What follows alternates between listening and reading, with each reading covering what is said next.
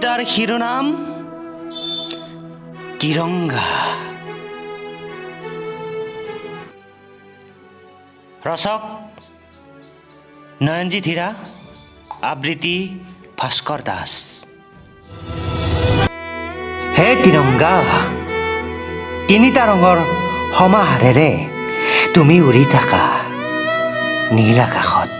সূৰ্যোদয়ৰ পূৰ্বে তোমাক উৰুৱাই জনগণ মন অধিনায়ক জয় হে ধ্বনিৰে তোমাক সন্মান জনাই সকলোৱে।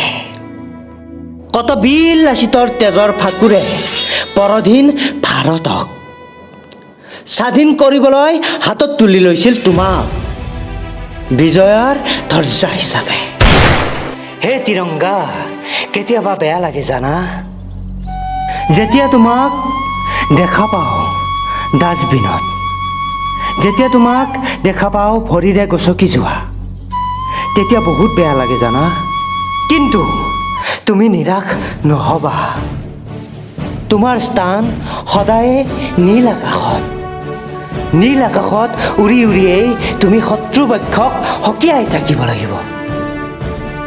ভাৰতৰ সাহসৰ কথা, বীৰ যোদ্ধাৰ সোণালী গাথা।